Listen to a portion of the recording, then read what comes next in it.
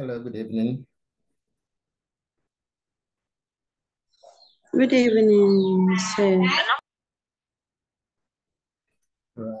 Happy to be back. And unfortunately, the attendance keeps shrinking, and I don't know the cost anyway, but we'll do our best. We don't want a situation where people will assume that because they have signed on to this program, automatically they must pass. If you sign on and you don't attend the lectures, you don't listen, and I don't know what else, there's no magic wine in this. We've also tried to make it in such a way that it is not just to prepare you even for the exams, it's also to assist you in a way even as you practice. I'm sure a lot of you are practicing, even though you may not have a license. As you speak, I'm sure more than 90% of you are already working and don't have a license.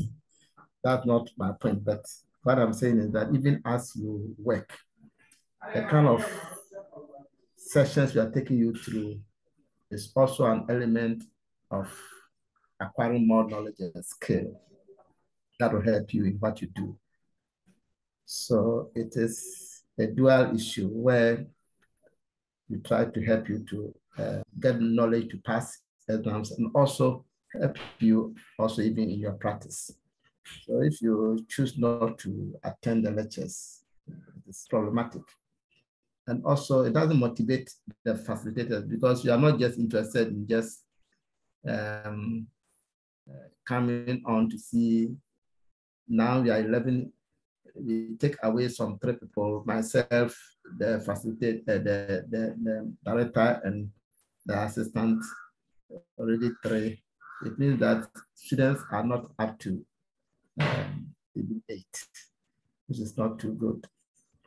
So please, those of you who are punctual, encourage your colleagues to also come on board to serve as motivation for also the facilitators. Thank you very much. Today, we're going to take you through some updates on urine analysis. Now, urine analysis is a broad area. If you want to deal with that alone can take us more than a week to do urine analysis alone. But what we try to do is to touch on areas that could potentially be a source of questioning. Okay, so don't say that we are doing analysis as a broad topic. No, I'm just touching on areas where we are likely to be questioned. All right. Can we go on? Can we start? Yes, please. Okay. Is that my Portia? No, this is Ernestina. Ernestina, okay. All right. That's nice. So my Portia hasn't come yet, eh? Okay. We move on.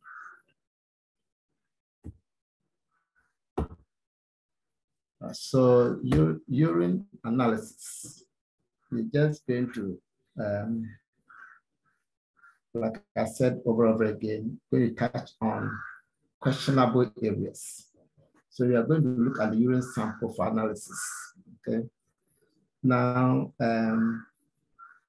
when you are collecting urine, it could be a random urine. When you say random urine, and please take note, it is not everything that I say that is on the that is on in your view. A lot of things I say which are out. So if you want to take down some few notes, you can do so, especially those which are not captured in the slides. So if you are collecting urine for analysis, it could be random urine. When you say random urine, you are talking about urine that can be collected at any time of the day without any special precautions, okay?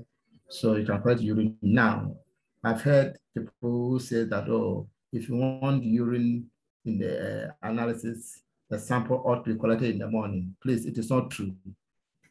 Urine can be collected at any time of the day. That's why we say a random urine. Random urine can be collected any time of the day, please. You are in your lab and somebody comes in, so about 12, urine, and there's no scientific basis for that. Okay, right. So urine analysis, the sample can be collected at random at any time of the day without any special precautions. Right. So for example, you also have what we call midday terminal urine. You can write that one down. Those are not areas that are likely to be exam questions, but they are areas that you need to also have information in your practice. When you talk about midday terminal urine, the word midday, all of us understand what is midday. And terminal is the end, okay? When you say terminal reports, terminal exams, that's the end of the term, the end of something. So when you say midday terminal urine, what you're saying is that collect the urine around midday. And when you say midday too, it does not necessarily mean 12 o'clock on the dot. No, any time around the midday from 11:30 and then up to over 12, even up to 1 p.m., still around midday, all right? So that is the time to collect the kind of sample I'm going to talk about, midday. Terminal means that as you begin to void, as you begin to nitrate or weary, allow as much urine to go off as much as possible. And once you have the feel that the urine is about to be completed, okay, once you have the feel that, I mean, a larger portion of the urine has come to pass, then you collect that end. You don't also wait until everything is finished. And then before you say, Jack, you are left with some few drops. No. But the end where you can get a few drops also into your container, that's also very, very important. So that's midday terminal urine. Under what circumstance will you require midday terminal urine?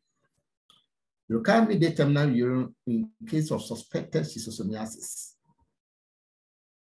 In urinary schistosomiasis, the X of schistosomes, or SH, the X are not laid into the lumen. They are not laid into the bladder. Take note of that. The X are laid within the walls of the bladder or the bladder walls. That's where the X are laid. And so schistosomes are described as paraluminal parasites.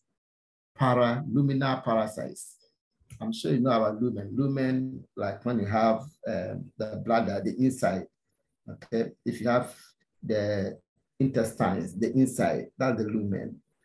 Now, when you say para, that's along the line, something like that. So what it means is that schistosomes don't live within the lumen. They live along the walls of the bladder. That is the residence, that's where they stay. So because they live within the walls of the bladder, the eggs are also laid within the walls of the bladder. Now, the eggs are excreted into or secreted into the lumen when an individual, let's say, involves in some form of activity. For example, if I sit down, the posturing of the bladder will be different from when, let's say, I stand up or when I begin to walk. Okay, when you do all these things, the bladder will change its shape. Okay, as you involve in activity, the bladder will change the shape. So the kind of manipulation of the bladder will try to squeeze some of the eggs into the lumen. Okay, so and then you see that the schistosome eggs are spined; they have a spine. So with this kind of manipulation of the bladder wall, and then assisted by the spine, that is how some of the eggs get secreted into the lumen. of the bladder.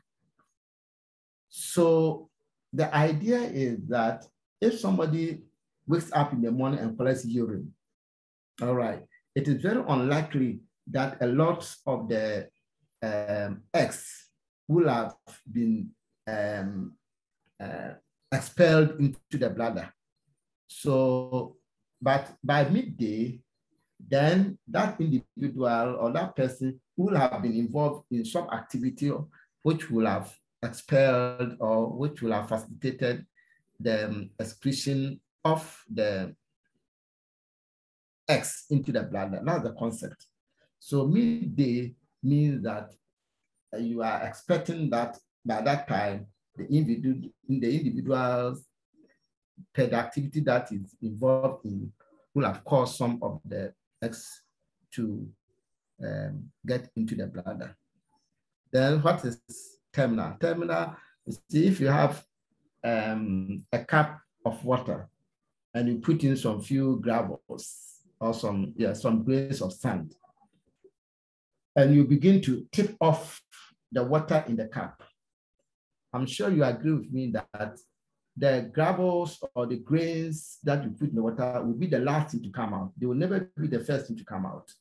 So the idea is that when you have X are macromolecules, they are big things like the grains of sand that I'm talking about. So when you are urine, when you are voiding, it will not be the first thing to come out. They will be the last thing to come out. So when you put all these things together, then it means that if you are suspecting schistosomiasis and you collect midday terminal urine, the tendency or the likelihood of you getting the X to be present in the urine is very, very high. Okay, right.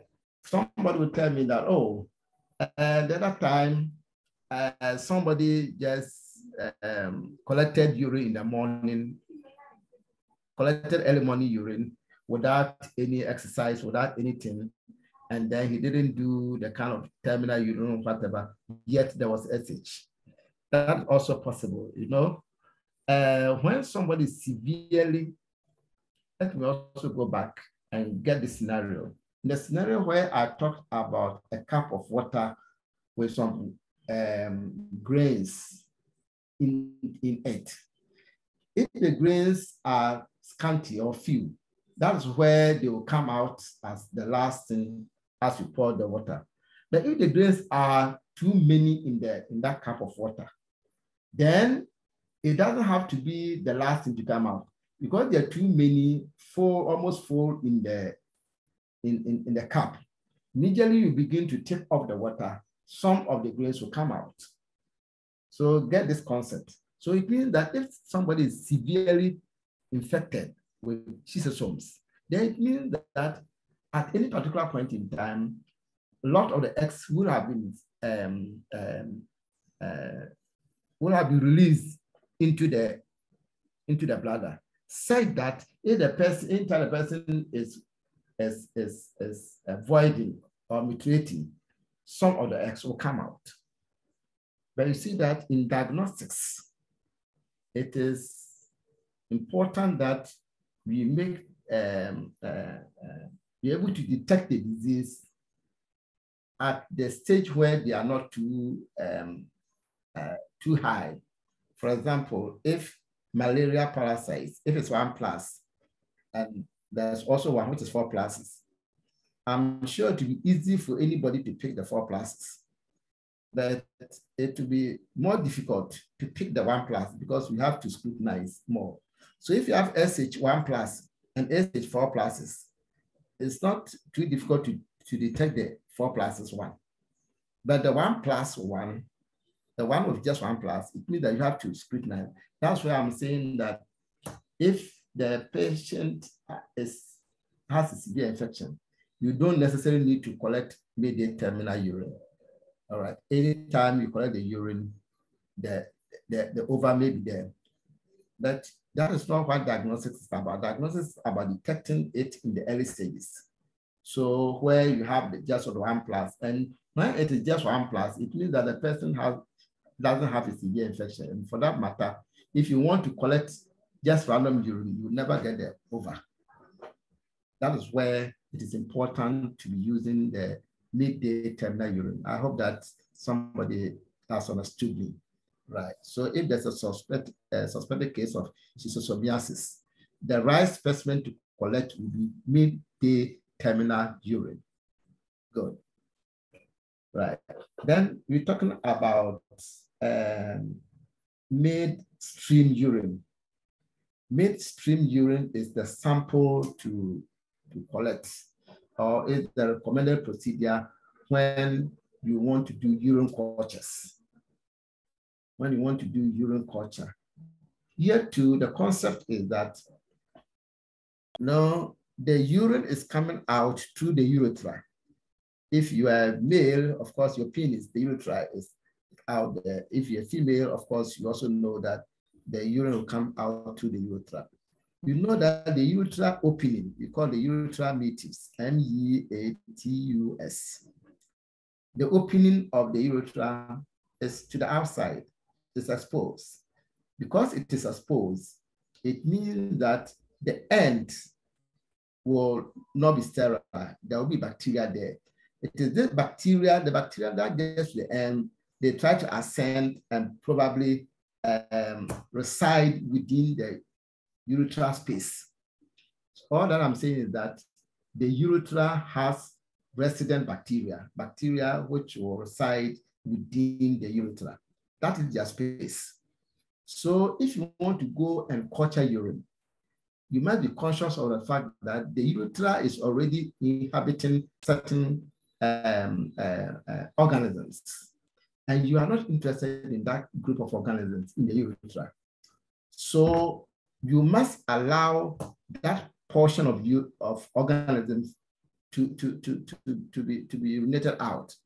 So once the person begins to urinate, you recommend or you advise that he should not collect the first portion of urine which is coming out. The first portion of urine which is coming out is supposed to push out the commensals or the organisms that reside within the urethra. So that is the essence. So if the first void is allowed to go off, then the middle section will be a true representation of whatever is happening within the bladder. All right, so that's the concept of midstream urine. We also call it clean catch. Clean catch just meaning that, oh, you want to catch a clean urine from the bladder and not from the urethra. Okay, even though the whole urine is coming to the urethra, but you want to make sure that the urine is representative of what is happening in the bladder. For that matter, it must be clean off the urethral commensals. The only way you can clean it off from the urethral commensal is to allow the first flow of urine to go out. That flow of urine that's going out will automatically push out the organisms within the urethra so that you can get a clean representation of the sample from the bladder. So that's also the concept of midstream urine. And it is the sample for urine cultures.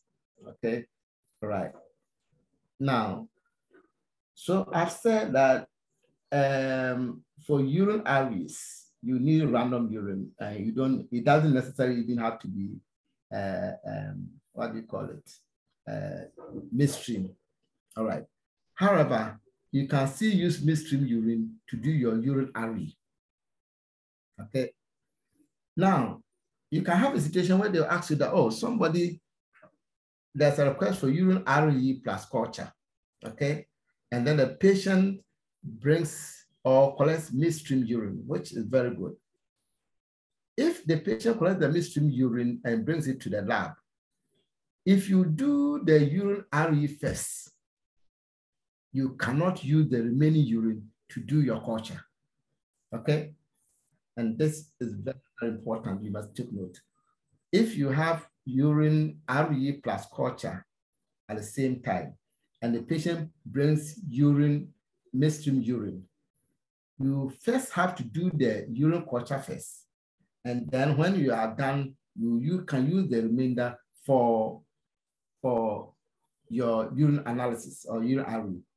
As soon as you use the sample for urine array first, You can't use it for the urine culture. And that is very, very important. You can ask a question like that, that sample has been collected, a midstream urine sample has been collected for RE and culture. Now, what will you do if the sample has first been submitted for urine RE? What you have to do is to reject the sample because it will have been potentially contaminated through the urinalysis. All right, it is very, very important to take note of that. You can also have catheterized urine. When you have Grandpa. Yes, sir. Please can you take that point again? Right. I'm saying that when you are doing urine RE, it is random urine, and you have to take it. If the patient brings midstream urine, it is intended for culture. Is that right? Midstream urine is intended for culture. That doesn't mean that you cannot use midstream urine for RE. You can still use it. But if the patient submits midstream urine for RE and culture, if the patient submits midstream urine for RE and culture, you have to complete the culture first before you go and do the RE, even though the request is RE plus culture. The fact that it's RE plus culture doesn't mean that you do the RE first and then you go and do the culture. If you do the RE first, you cannot use the sample for culture because the RE procedure will have contaminated the urine. Okay. However, if you do the culture, after finishing the culture, you can now go back and do the RE. That is acceptable. So what I'm saying is that you can be confronted with a question which says that a patient submits a midstream urine for RE and culture. Now the RE has been completed, and now it's being submitted, the same sample is being submitted for culture. What will you do as a lab scientist? What I'm saying that if you are confronted with such a question, the answer is that the sample must be rejected. Is based on the fact that the routine analysis will have contaminated the urine and therefore makes it unacceptable for culture. Have I made myself clear now? Yes, Grandpa. Okay, thank you very much. Right. And then we have another type of urine sample, the catheterized urine. Patients can be on catheter. Any form of catheterized urine should be rejected for culture. Catheterized urine should be rejected for culture. Sometimes you can have what you call a single straight catheter. Single straight catheter is where, let's say, a patient comes in, he cannot urinate, what you know as ROU, retention of urine. If the patient cannot urinate and then instantly a doctor passes catheter, that's a single straight catheter. In that case, the urine which is coming out can be accepted because it is coming straight from this. Of course, the first portion of the urine should be allowed to go off as though it is midstream urine so that it will clear any debris or anything within the catheter. And then the subsequent urine which is coming, even though it's coming to the catheter, now can be collected for culture. That's a single straight catheter. We have what we call indwelling catheter. The patient has been catheterized already. And either on the ward or an outpatient, whatever, he is in catheter. Sometimes we call it a catheter in situ. That is it. The catheter is in place, or indwelling catheter, that the patient is wearing the catheter. Now, you don't accept any urine collected by any means. The only way you can accept catheterized urine for urine when the sample has been aspirated aseptically from the catheter tube. When there's a catheter, there is the tube, okay? The tube, and then there is a port, and then a collection bag. As for the collection bag, no, I mean, you don't go there at all. You can't even take sample from the collection bag, even for RE, let alone culture, okay? So any sample collected from the collection bag automatically should be rejected. Whether even for RE, it has to be rejected, right? Then when they ask you, so under what circumstance can you accept catheterized urine? The only way you can accept characterized urine is when the sample has been aspirated aseptically from the tube. And I've bolded that.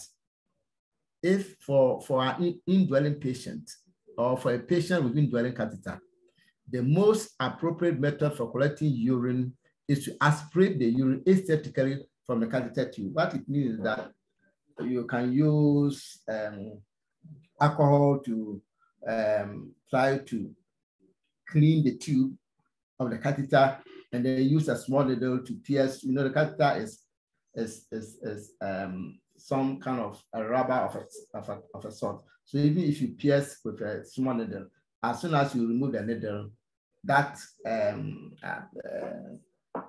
whatever, the puncture will close automatically. All right.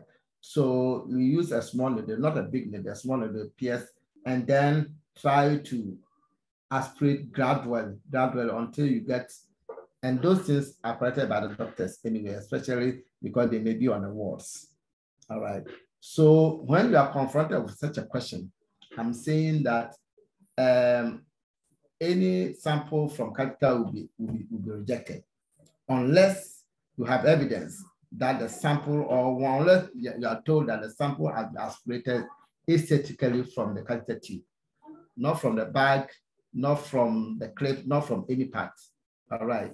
So these are sometimes, if they want to ask questions at all, it will be around such areas. Now, you know that another type of urine is 24-hour urine sample. Okay. 24-hour urine sample. If you have to collect 24-hour urine sample, if you want to start at 7 a.m. today, you know, at 7 a.m. today, if you want to collect 24-hour sample, and you are starting today 7 a.m., what it means is that at 7 a.m. today, the patient must urinate and throw it out. At 7 a.m., you don't start collecting the urine, because whatever urine sample is, whatever urine is in the bladder now, had been accumulated in the past, let's say 1 or 2 or 3 hours. Okay, and therefore it cannot be part of the urine collection within the 24 hours. So when you are collecting a 24-hour urine sample and you are starting, let's say 7 a.m. today, at 7 a.m. today, the patient must automatically urinate, and that urine should not be collected. It should be discarded. It should not be part of your container. It should not be put into your container. The reason is that you are starting your 24 hours from 7, and at this 7 o'clock, the bladder should be empty, so that we start from there. And so from 7 o'clock, the patient empties the bladder. It is not collected into your container. And then from 7 o'clock going, you collect the urine till the next morning, 7 o'clock. The next morning, 7 o'clock, which is your 24 hours, that urine must be collected at 7 o'clock into your container. So the first morning, today, you are starting, the urine at 7 o'clock should be out of the container. And then you start collecting from 7 o'clock going. And at 7 o'clock the following day, whether the patient feels like leaving or not, the patient must leave into the container. That's your 24-hour urine. Okay. Now, when you get a 24-hour urine sample, normally it is not for microbiology, either for even for RE, for nothing. Normally it is used for collecting for check for urine creatinine or urine protease or what have you. But sometimes they just want to test you whether you have an idea about what is a 24-hour urine sample and what are some of the first things that is done. Anytime you get a 24-hour urine sample in the lab, the first thing to do is to measure the total volume, because any test that you are going to do will be determined based on the volume of the sample that you had. All right, so I just brought that aspect in just to refresh your mind that for a 24-hour urine sample, though not for microbiology, but it can be brought as part of the types of urine samples that we can receive in the lab. as far as 24-hour urine sample is concerned, the first thing to do is to measure the total volume. All right, this is very, very, very important. Another type of urine that you can also get, which is not here, is an SAP sample. SAP is SPA,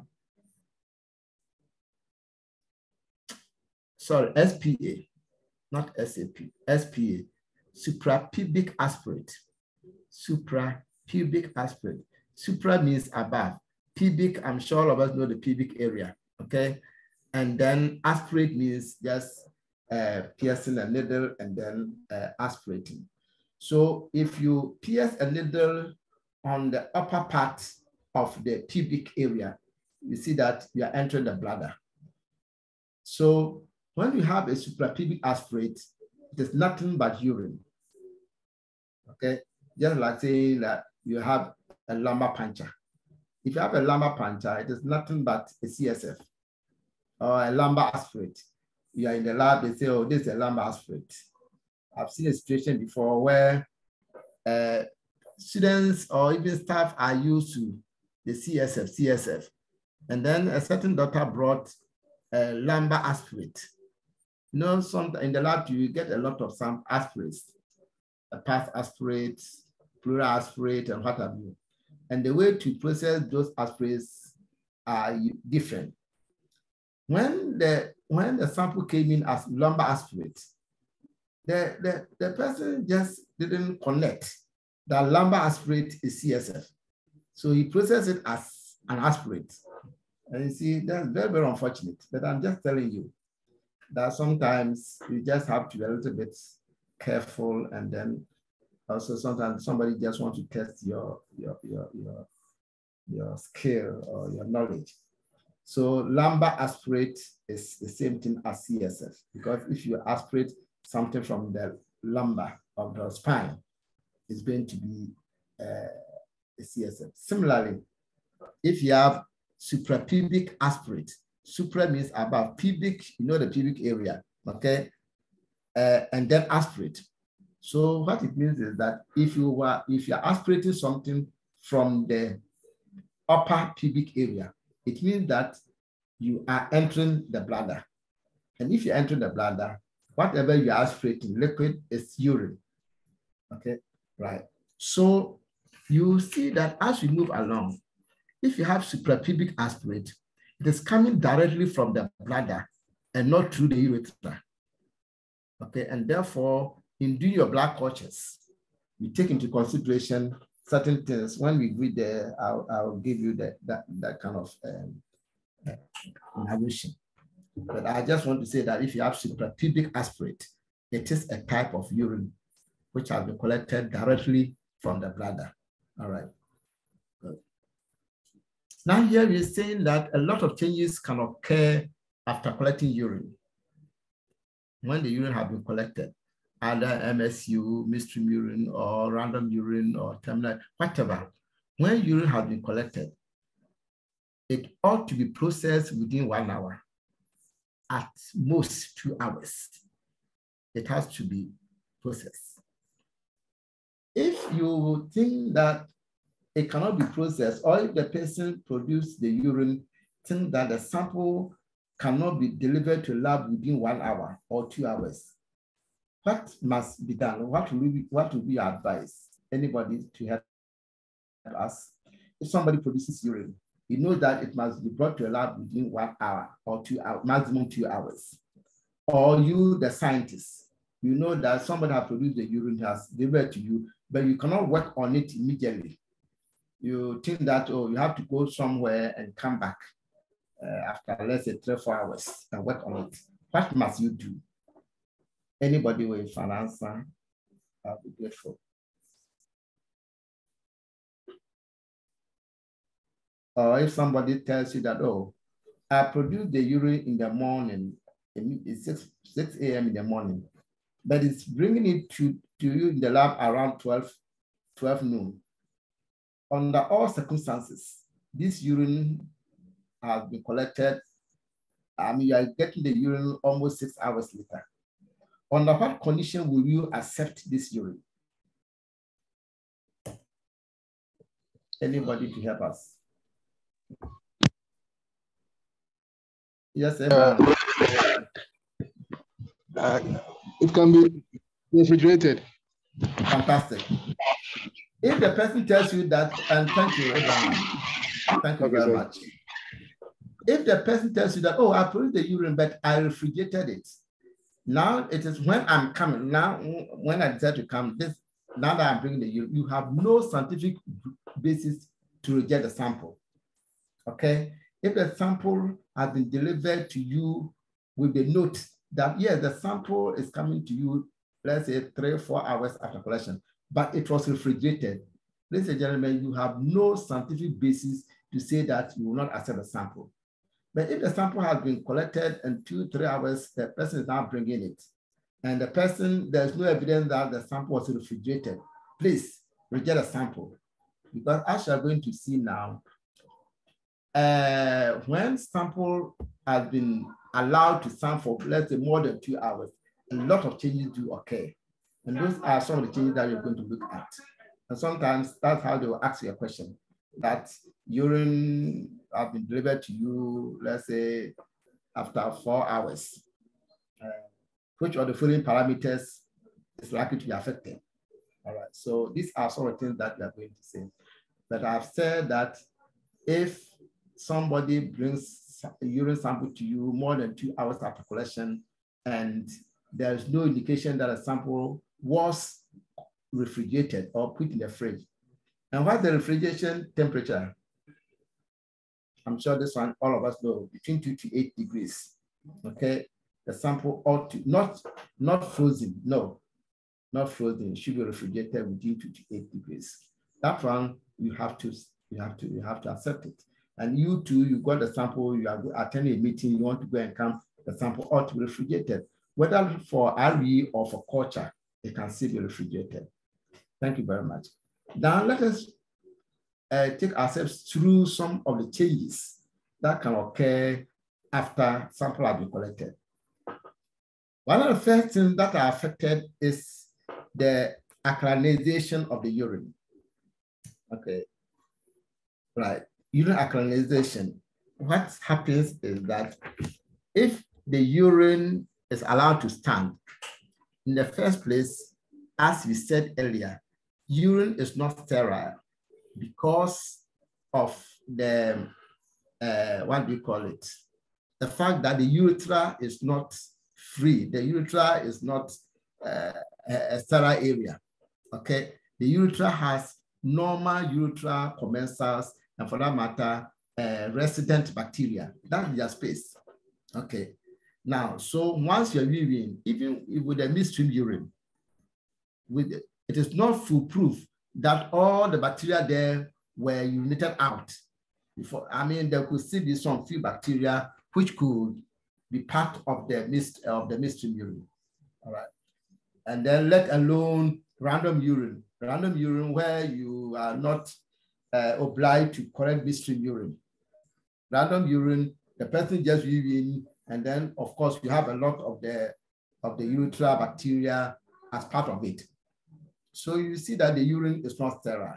Right? When urine is not sterile, the organisms begin to multiply, all right, in the urine. In fact, the urine has been considered to be a very good culture medium that will support the growth of a lot of bacteria. So once there is bacteria in the urine, and you know that the major components of urine, apart from water, okay, you have what? Urea as a major component of urine. You have phosphates, okay, you have nitrate. These are all, and then you have some salts. These are all key ingredients or key components of urine. Now, so if you have bacteria in the urine, okay, a lot of them produce what we call urease. So the organism that produce urease, what they will do is that they will split the urea. And let me, before we move to this level, normal urine is acidic. I'm sure this one all of us know. Normal urine is what? Acidic. All right. So when urine is alkaline, it is also something that it tells you that there's something wrong. If urine is alkaline, it tells you that there's something wrong. We can come to that. On the normal circumstance, normal urine is acidic. So if you have a urine and you allow it to stand for a long time, what will happen is that you allow bacteria to work on the urea. The urea will be split into ammonia. Okay, the bacteria will produce urease, which will split urea, which is a normal component of the urine, into ammonia. All of us know that ammonia is a high alkaline medium, and therefore the urine automatically becomes alkaline. So if the urine becomes alkaline, then of course it is the first abnormality to record, because you are saying that normal urine is acidic.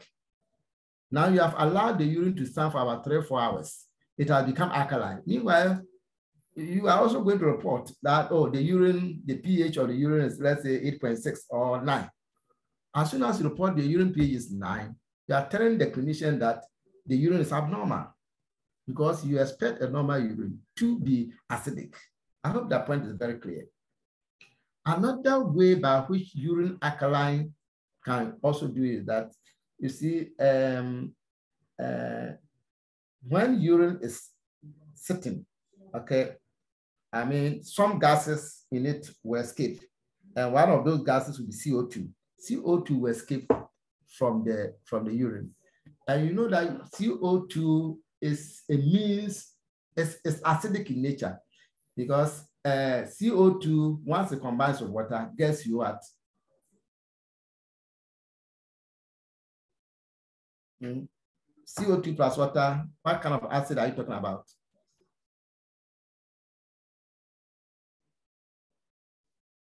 Anybody to help me?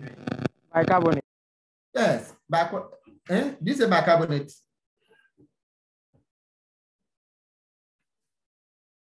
If CO2 combines with water, do you agree that CO2 is a source of acid?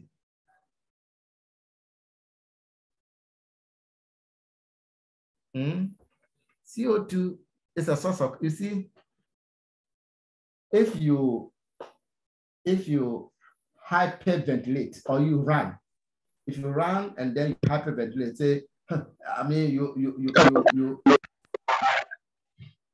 hello, carbonic acid, CO2 and water will give you carbonic. So you see that if you are losing water, sorry, if you are losing CO2, what it means is that you are losing what? You are losing acid, because the water, the CO2 is a source of carbonic acid. And so if you're losing it, the medium which is left becomes what? If you're losing CO2 from a certain source, the medium which is remaining will become what? Somebody should help me.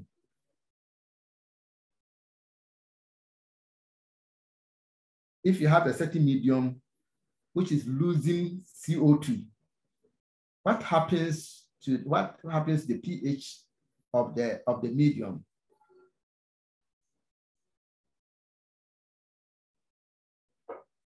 I want this one to be interactive so that you remember. I mean, you are preparing for exams, but yes, Chairman. Yes, sir.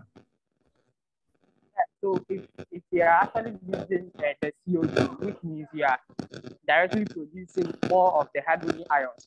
So the more of the hydrogen ions actually lower the pH. So let me take you. What I'm saying that if you have, for example, if you are hyperventilating, I'm sure you know how is hyperventilation. Yeah. When you are respiring rapidly, you are hyperventilating. What happens to the body? If you hyperventilate, what happens to the body? Deoxygenated. So yes, in hyperventilation conditions, the body tends to become alkaline. Yes. So that's what tends to what we call respiratory alkalosis, because as you ventilate, as you give out more, what you expire is CO2. So it means that you are taking out a source of acid, and therefore the system which is remaining becomes alkaline. That's what it means. So the entire body is losing a lot of CO2, and therefore the body itself becomes alkaline. That's the system. All right. So if you have what urine, which is standard, assuming that even there's no effect of Abraham, can you mute for a time being? Sorry. Okay. Anthony, too, can you mute for me, please? Anthony, can you mute for me, please?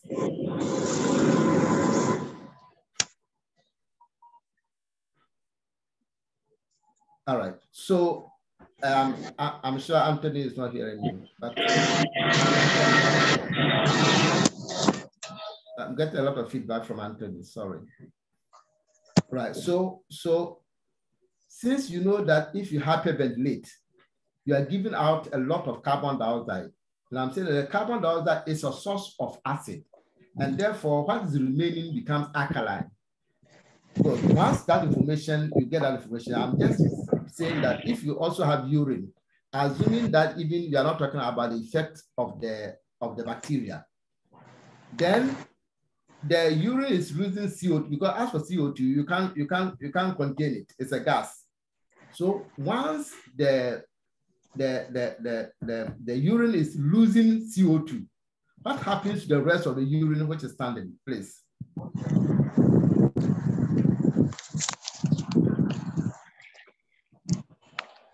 Yes, Abraham, you are picking the day for me. Yes.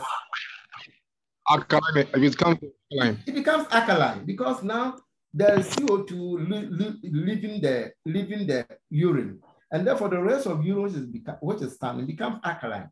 So even without the effect of the bacteria, if the urine is allowed to stand for a long time, it will become alkaline. As simple as that.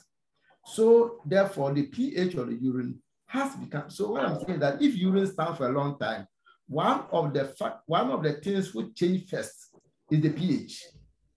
The pH will increase, and once pH is increasing, it is alkalination. Is that not right? That's alkaline. The urine becomes alkaline. So that's how sometimes they ask the questions. Urine, which is not, or which of the following will be the first thing to be affected when urine is allowed to stand for a long time? The first thing to be affected will be pH, either as a result of the bacteria effect or the loss of CO2. These are very, very, very important, and you should know. And that is the cause of urine cloudiness. If the urine is clean or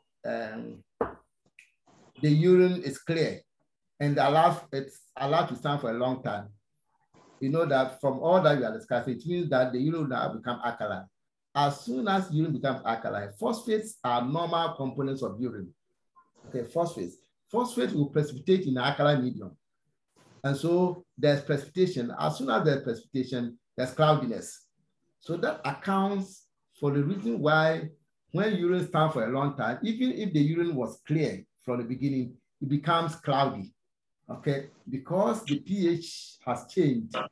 Phosphates, which are normal in the urine, will precipitate, and the precipitation will lead to cloudiness, and then you will see that, oh, the urine has become cloudy. Then you say, oh, because the urine has become cloudy, it contains parasites or it contains bacteria. It is a misdiagnosis, all right? So it is very, very important to note that.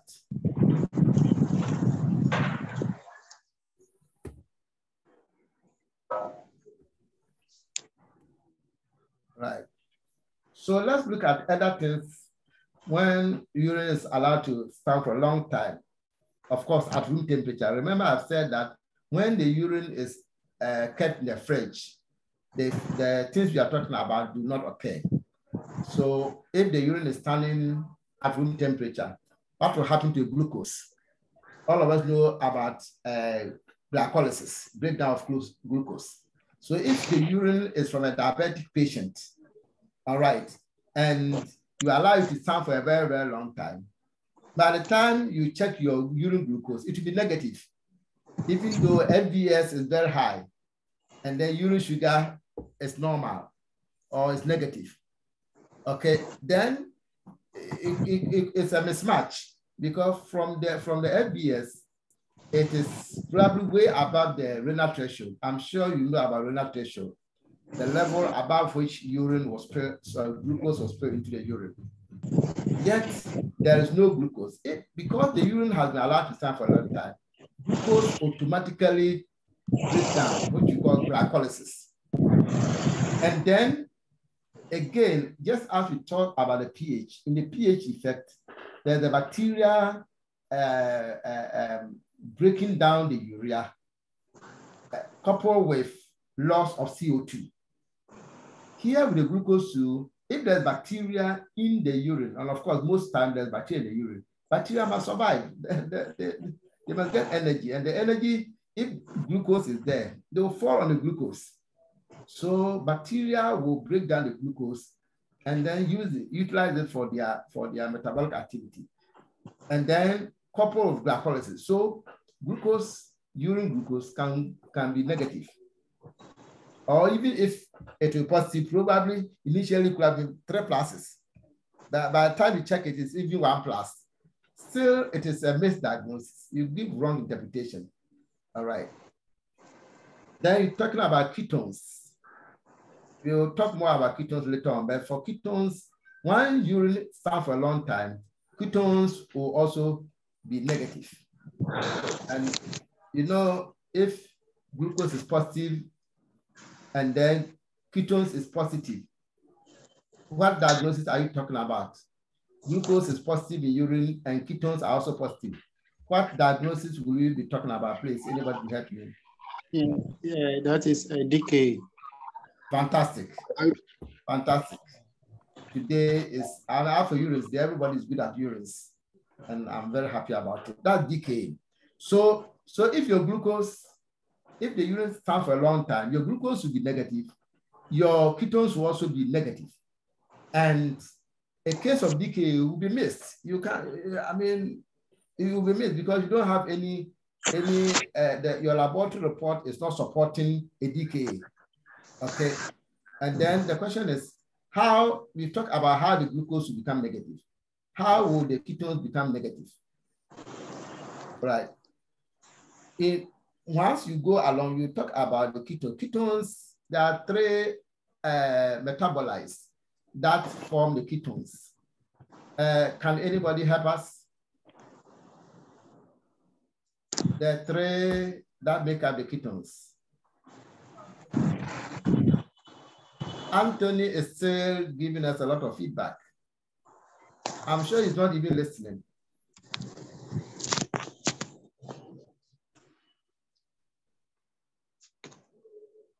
Anybody who can help us? The 3 parameters that make up the ketones.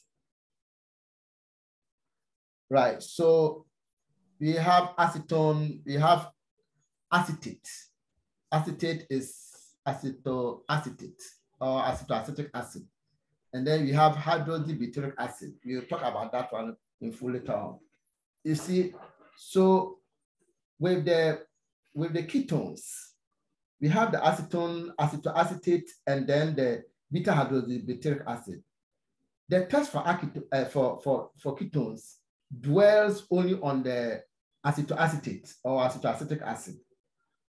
The other 2, beta hydroxybutyric acid and the acetone, cannot be tested. Why? Because acetone is highly volatile. All right, so acetone will not stay in the urine for you to come and check it. So because of the volatility of acetone, so there are 3 things. Acetone, you can't get it to test. So acetone is out. And then beta hydroxybutyric acid is inactive. It means that the test cannot pick it. So it is inactive. So what will be left will be the acetoacetate or the acetoacetic acid. You see, if the urine is allowed to stand for a long time, you're only left with the acetoacetate. Bacteria will also break down the acetoacetate to acetone. Remember, I told you that the original ketones is made up of acetone, acetoacetate, and then the beta hydroxybutyric acid. And you say that acetone is not, you can't test it because it will not stay in the medium for you to test it. So acetone is out. Now the acetoacetate, which you can check to, bacteria have broken it down to acetone. So therefore, we're also going to is also going to escape. So it means that if you delay the test of the urine for a long time, you can also, ketones will also be negative. I think it is simple now. Is there anybody with any who does not understand this? Hello, anybody wants explanation, further explanation? Oh, you're okay. Yes, please, you're okay. Okay, thank you very much. So we move on. And please, if somebody has, you're okay, you're all okay. Okay, fantastic. So that is the next one is bilirubin. Okay, if you have bilirubin, all of us know that bilirubin is photodegradative. So if the urine is allowed to stand for a long time, of course, you are not keeping it in the fridge. You are not keeping it in the dark. Therefore, light throws on the urine. And if the urine contains bilirubin, by the time you come, the bilirubin has been degraded. Okay. Now, that's one source. You see, the other source too is that the bilirubin will oxidize to what we call biliverdin. And you see that the test is designed to take bilirubin and not biliverdin.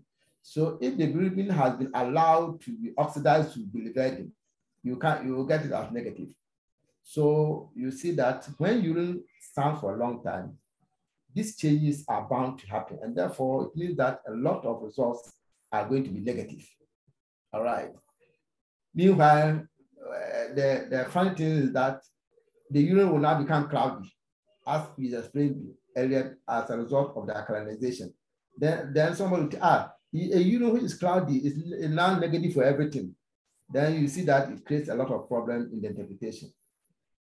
Right. Hemoglobin, if the urine contains some hemoglobin, either in the red cells or has been hemolyzed. If the hemoglobin is there, hemoglobinuria, you know what it means. Now, if the hemoglobin is oxidized to methemoglobin, you know, methemoglobin, I'm sure in your hematology, you know that it's colored. And when you are doing your CPD tests, you see that you try to convert the hemoglobin to methemoglobin, and that will give you the brownish coloration of a sort. So it means that if the urine already contains hemoglobin and it's allowed to stand for a long time, the hemoglobin can be oxidized to methemoglobin, and then it gives you a certain color change and so forth and so on. Then urobilinogen, you know that urine biology is supposed to be normally present in every normal urine. And urobilinogen, if it's also allowed to stay for a long time, is oxidized to urobilin. And like I've said before, the test is to test for urobilinogen. If the urobilinogen has become urobilin, the test was not designed to test for urobilin, and therefore the test will show it as negative. All right, and all of us know what it means if urobilinogen is negative or reduced, what it means. It is suggesting obstructive jaundice, which may not be the case. All right. Then you're talking about. Yes, Grandpa. Yes, sir. Yeah, please, I want to ask a question. Yeah, with the urobilinogen. Mm-hmm. We know that when we are reporting urobilinogen, if it's negative, we normally write normal. So I want to. It cannot be negative. It yeah, cannot be negative. Yes, it should be normal. Yes. Yeah, yes, so sir.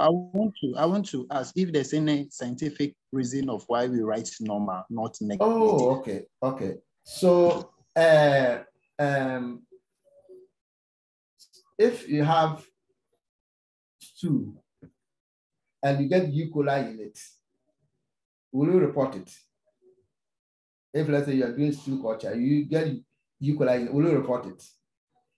You not report because it's normal, it's supposed to be there. So that doesn't mean that the stew didn't contain anything. What is contained is supposed to be there.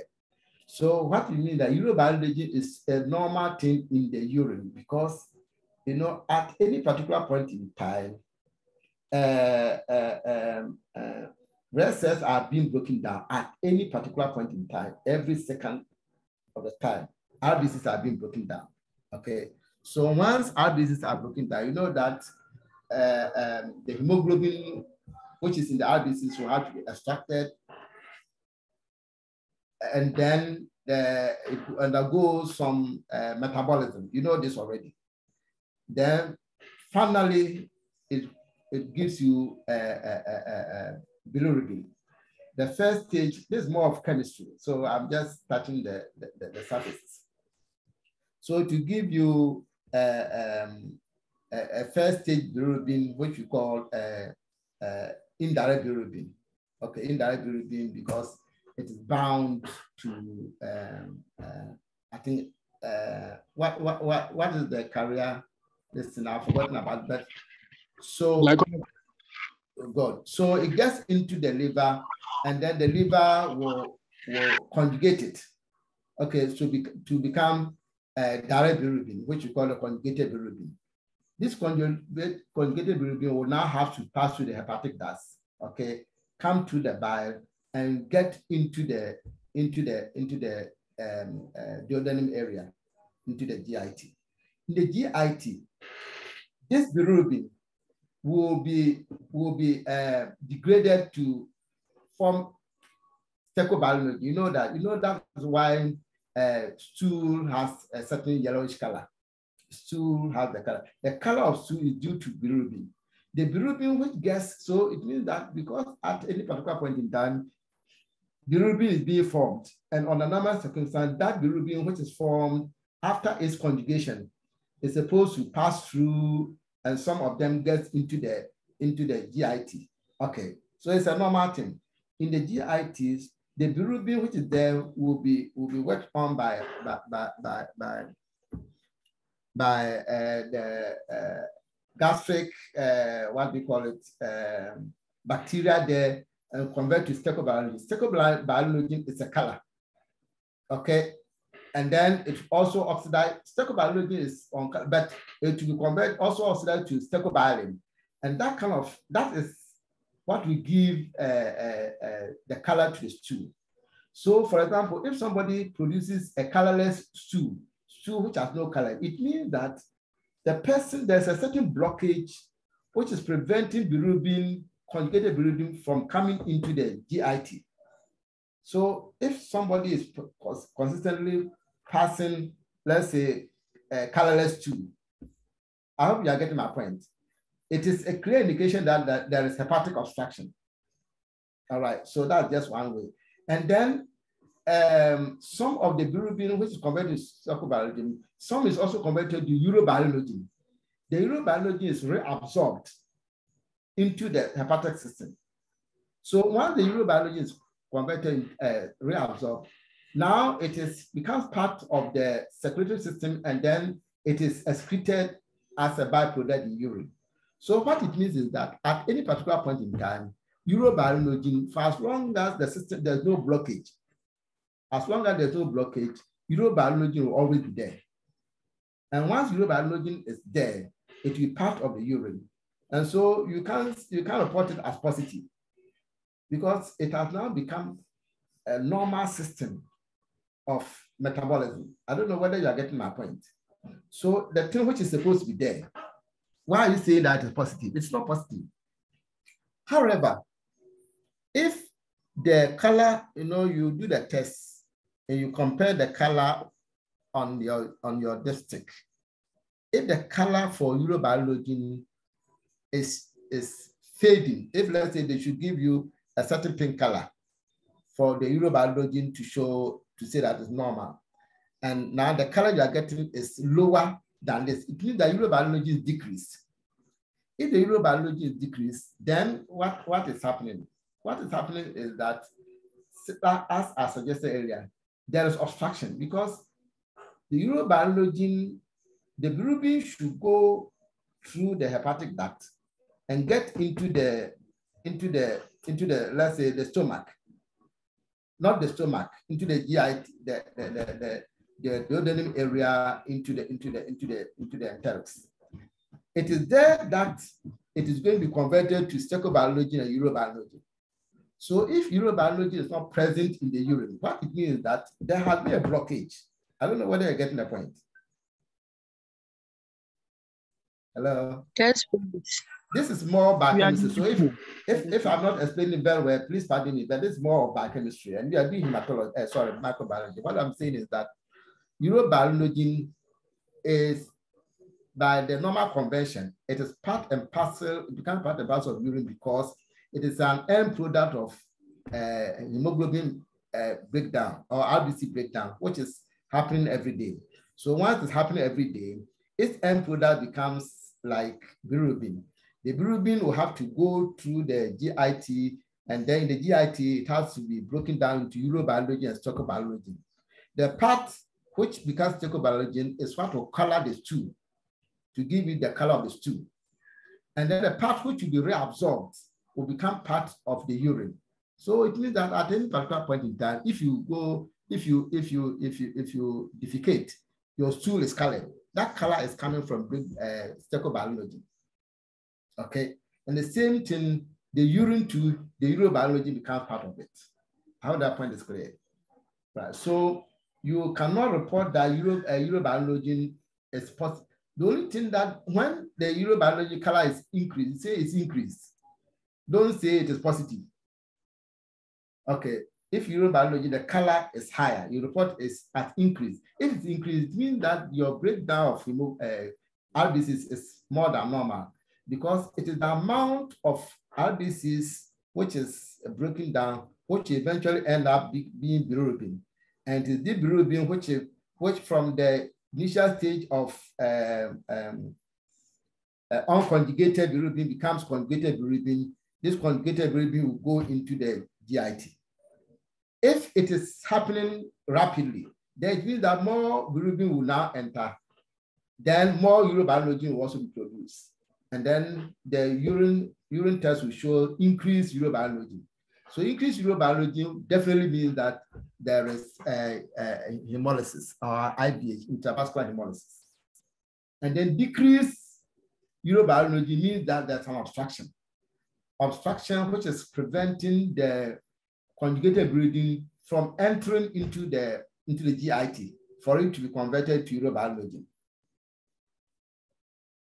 Once there's no obstruction and there's no hemolysis, but the normal hemolysis will give you a normal urobiology. That's why we report urobiology as normal.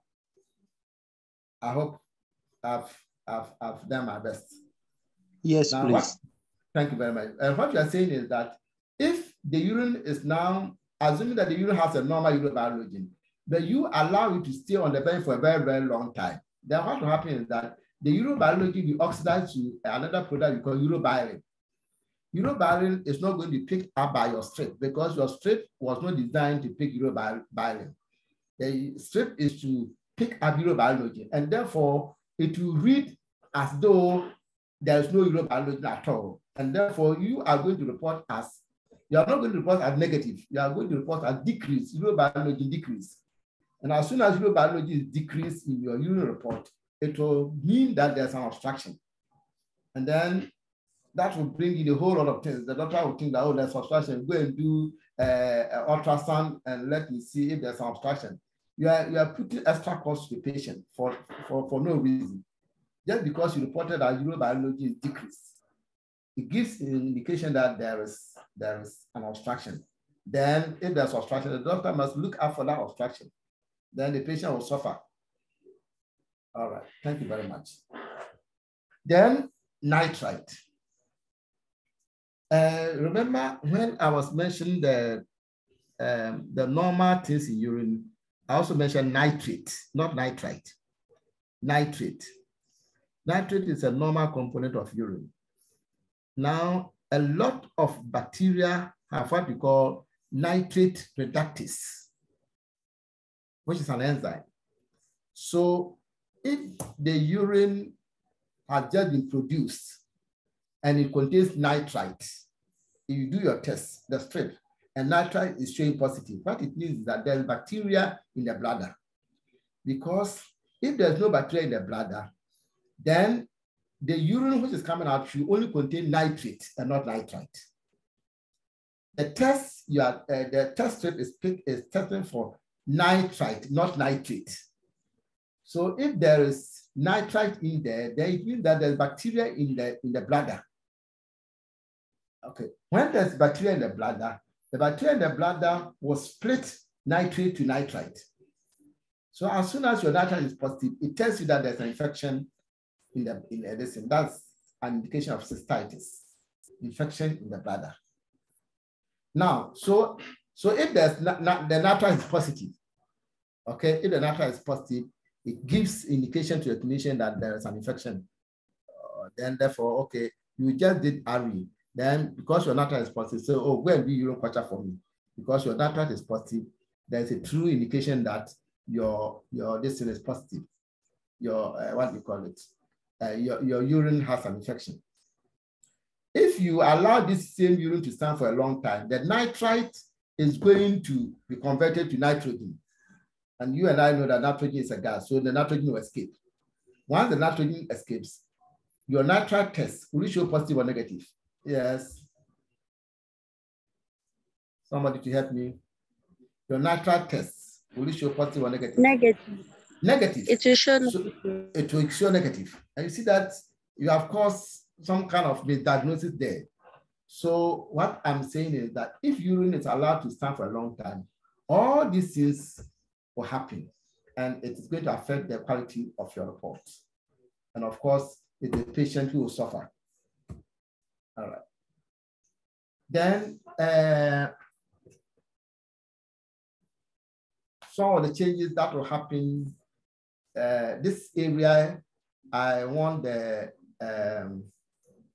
MLSD people to take note.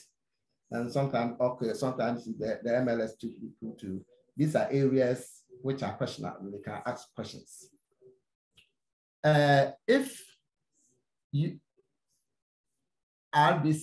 you have RBCs in urine, and you have WBCs, you have CAS in the urine. Assuming that the urine is a diluted urine, if the urine is dilute. Remember, you said that if the urine is allowed to stand for a long time, automatically it becomes alkaline. So if the urine is diluted and becomes alkaline, it facilitates disintegration of formed cells. RBCs will hemolyze. WBCs will also lyse. CAS will disintegrate. Okay, so, and if the CAS disintegrate, you cannot report them. You won't see them as CAS. If WBCs disintegrate, you cannot report them. RBCs have also hemolyzed. So what are you going to do? So you're going to miss a lot of things. All right. Now, ghost cells. Ghost cells, when you come across ghost cells, you are talking about RBCs. You see, sometimes the cells, especially the RBCs, they don't break down completely. But there could be, let's say, a distortion, not even distortion, there could be a puncture on the RBC cell wall. When the cell wall becomes punctured, what will happen is that the hemoglobin in it will escape. Once the hemoglobin in it escapes, you are going to get the skeleton of the RBCs, but the inside will be empty. Okay, this is called ghost cells. So if you come across ghost cells, they just want to find out whether you know that ghost cells are hemolyzed RBCs. Okay, and sometimes the ghost cells may look like yeast cells, because when the RBCs they have lost their hemoglobin, they seem to collapse. Once they collapse, they will form like an 8. And you see that when they form like an 8, a figure of 8, then it will look like a cell with a bud, and then that will look like yeast cells. Okay, so that's how sometimes they want to, which of the following is likely to be found in a urine sediment which has been prepared several hours after collection. Those cells are there. There's also glitter cells. Take note, especially the MLSD people. Glitter cells. When you say something is glittering, what does it mean?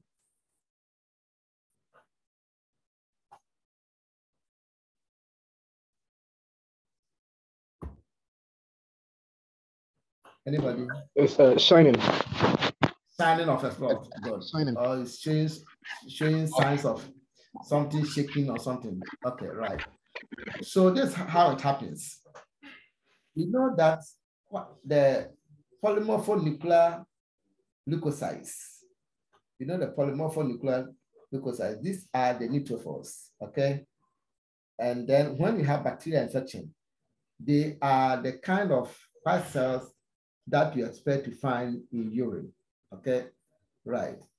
Now, if the urine is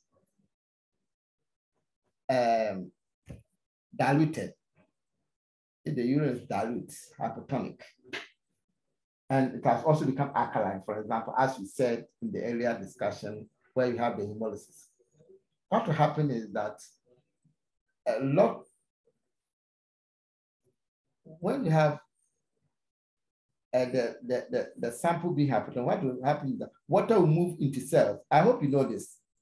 When you have cells lying in the hypertonic medium, what will happen? Water will move into the cells. That is what will cause RBCs even to hemolyze. Okay, so with the white blood cells, what happens is that water will move into the white blood cells. When water moves into the white blood cells, what will happen is that the cell will appear to swell. Is that all right? The neutrophils will assume a bigger shape because the water has moved into it, so it will swell. And you know that the neutrophils are also granulated. That's why we call them granulocytes. Okay, they are granulated. The neutrophils are granulated. Now they have absorbed water to become big. What do you think will happen? What will happen is that the granules will be floating in the water. You see, there's a cell. The cell have taken in more water. And once it takes in more water, it is swelling. So the granules within the cells will float within that kind of water. Okay. And once this is floating in with water, they will behave as though they are shaking. They will behave as though they are shaking. So if you examine white cells, which has been allowed to stand for a very long time, you look at the cells and you look as if something is shaking within the cells. So that's why we call them greater cells. So greater cells are nothing but polymorphs or neutrophils, granulated neutrophils, which are lying in the urine, which has been allowed to stand for a long time. Once that happens, water will move into the cells. And once the cells have granules and they have taken in more water, the granules will begin to be suspended within the, and I'm sure you know about Brownian movement. Brownian movement is the bombardment that particles receive when they are suspended in a liquid medium. You see, the principle is that when you have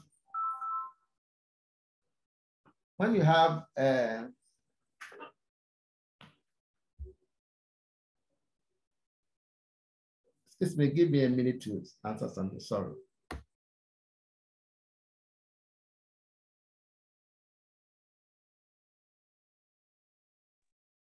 So I'm back, so thank you too. So what I'm saying is that if you come across greater cells, the first place, sometimes they'll bring in a couple of cells and they tell you that which of the following cells, which is bigger. So if you have white cells, white blood cells, you have beta cells, and you have RBCs, which one do you think will be bigger?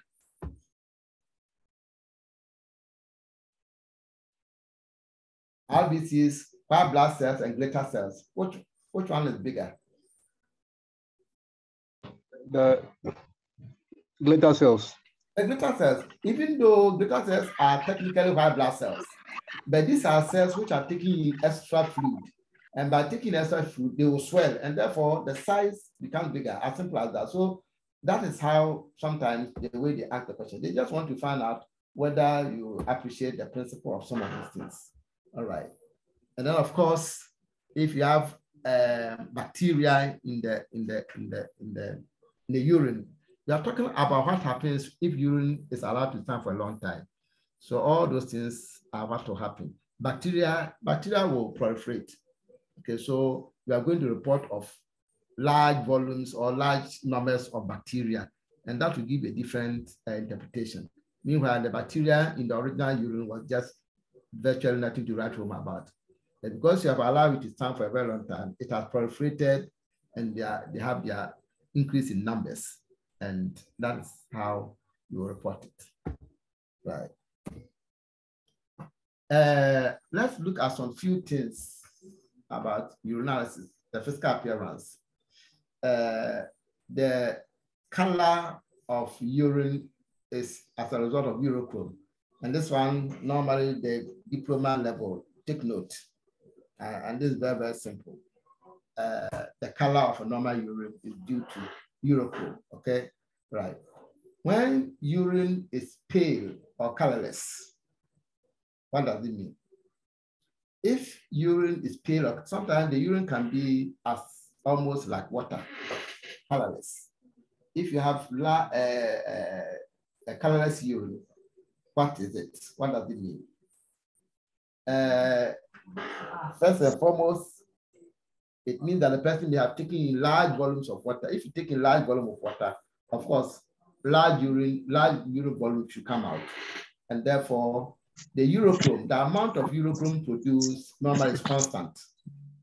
If the amount of urochrome produced is constant, and the volume of water you are producing is increased, automatically the color in the urine will diminish. Okay, so that is the principle. So if the color, which is the urochrome, is constant, and the volume of urine that you are producing is decreased, it makes the color more enhanced. So the urine color, so if your urine color is too thick, anybody will tell you that no, taking more water. It means that you are not taking enough water because the urochrome content is constant. And therefore, the color of the total urine which is coming out will be dependent on the volume of water which is mixing with the color. So if the color is too intense, it means that the amount of water in it is small.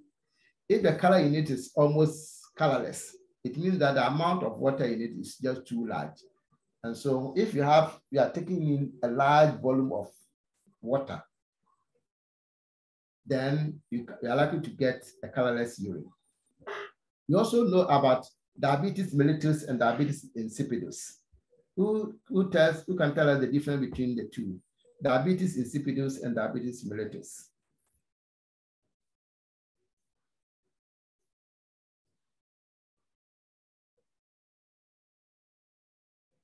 Diabetes insipidus and diabetes mellitus. The difference.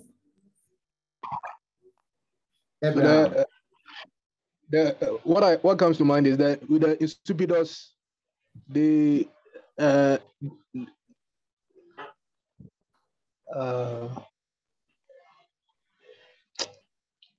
it's okay. What I wanted to say. Oh, you say we are all learning. Please, you still have some mind. Okay. So with the insipidus, there is a frequent test.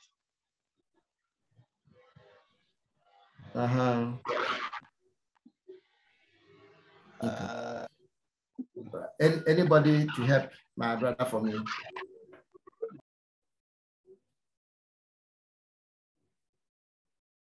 Anybody with a different listen? I think I can answer my Portia.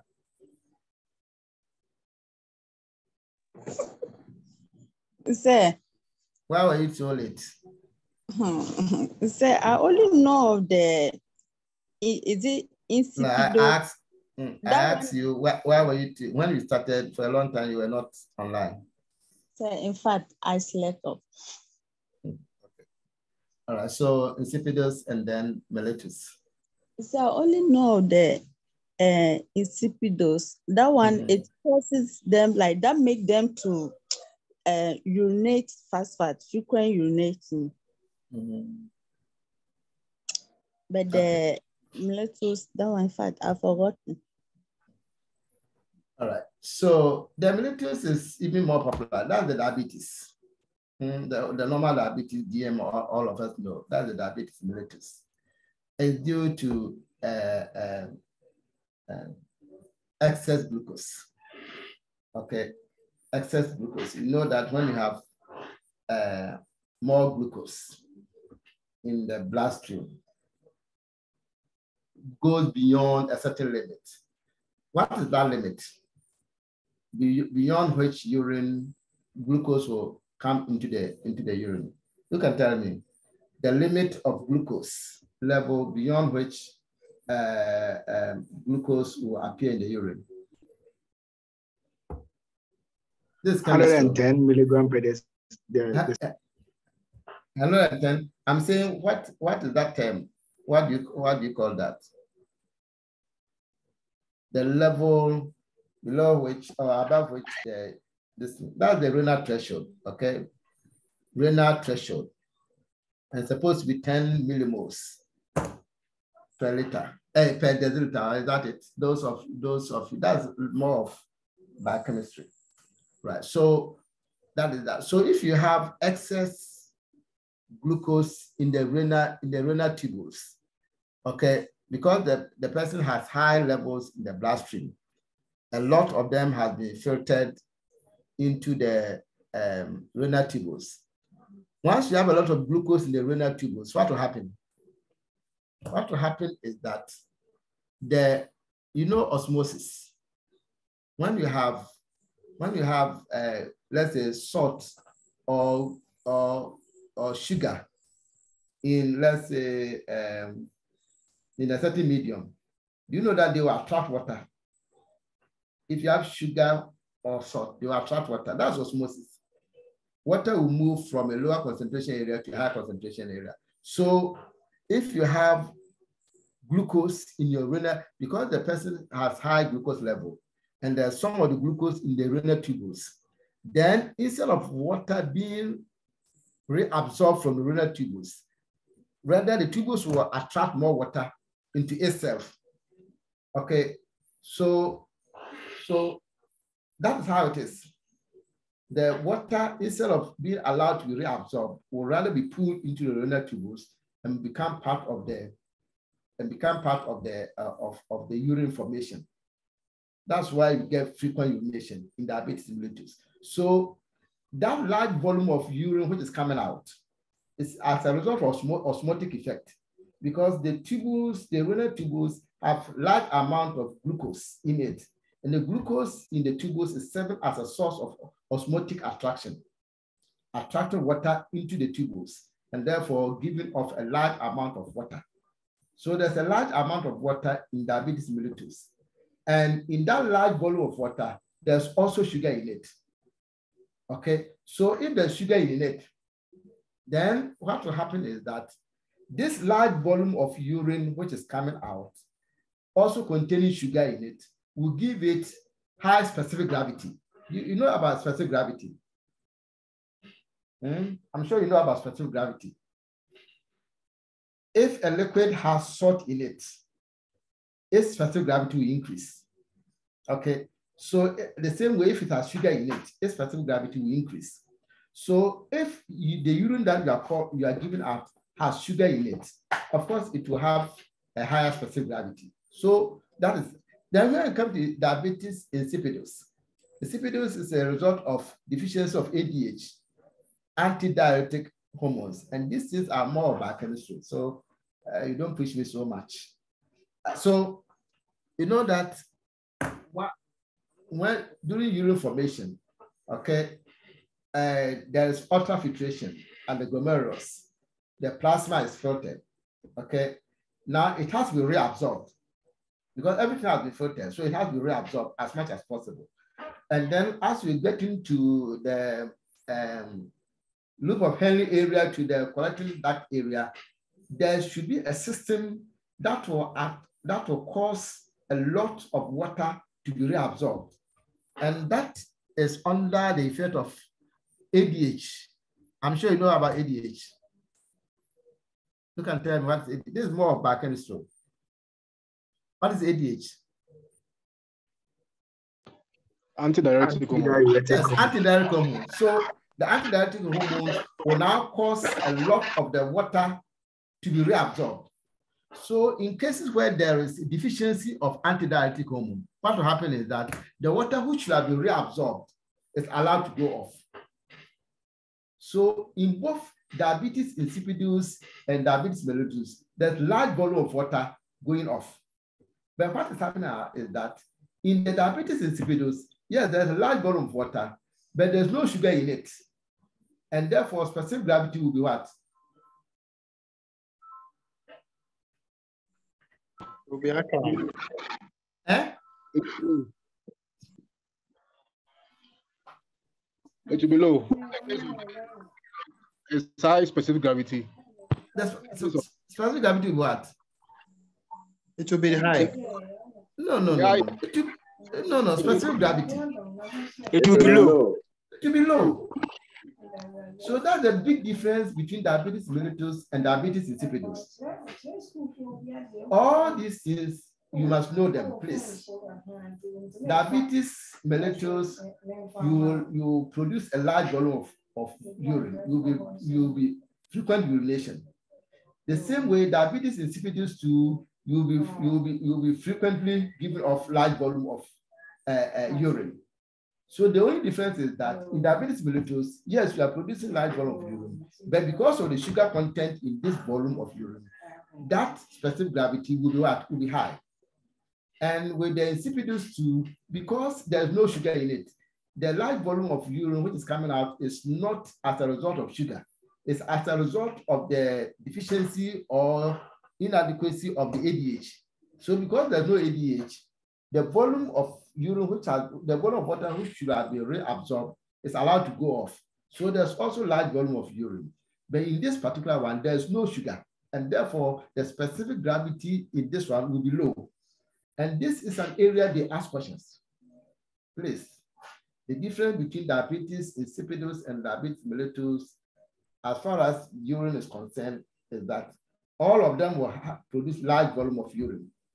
But the difference is that in diabetes mellitus, there is associated high specific gravity. In diabetes insipidus, there's low specific gravity. Is that all right? Okay.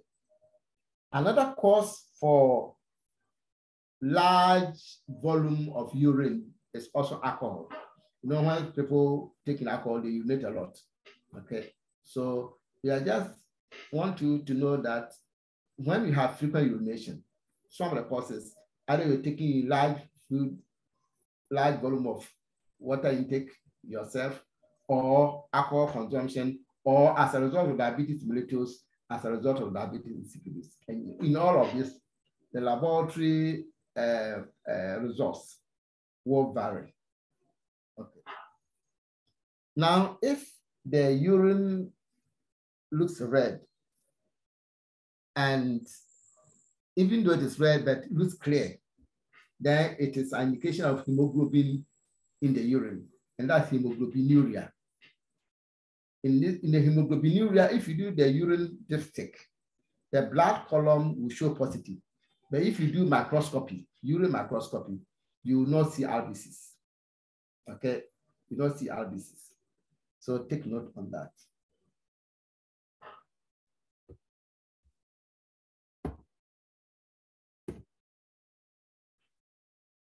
So on urine color.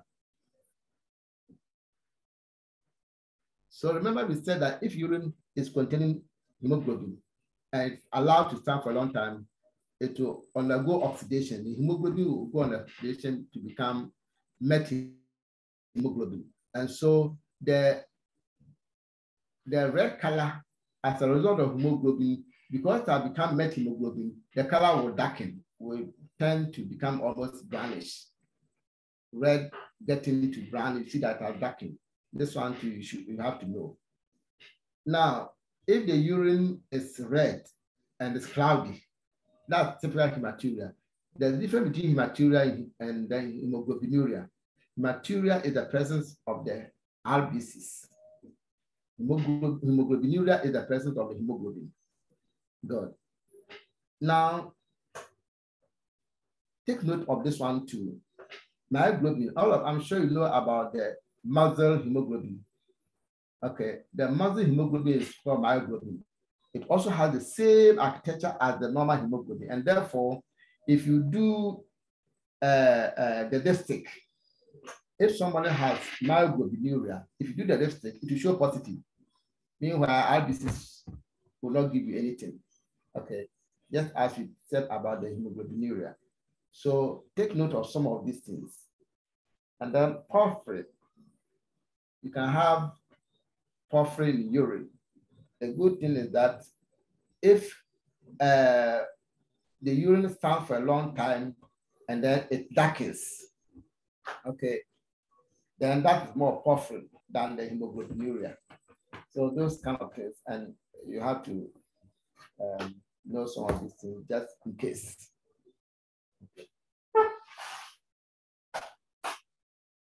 Now, initially, when we started, we talked about the fact that urine pH is one of the first things that will change when urine is allowed to stand for a long time. I'm sure you know about that. Now, sometimes if the urine has not been allowed to stand for a long time, but it is just appears that the person voided the urine, and then the pH is alkaline. If the pH is alkaline, then it makes it pathological. Okay. If the pH is alkaline from the time the person has urinated, it means that there is a problem. All right. However, there is a group of people you call the vegans. You know, vegan is a vegetarian. It's been documented that when you have a vegetarian, morning urine is almost alkaline, even though there's no pathological effect. Now, let me take you back a little bit. When I was trying to explain the hyperventilation, we said that in hyperventilation, because you are giving out a lot of the CO2, okay, the system becomes alkalotic.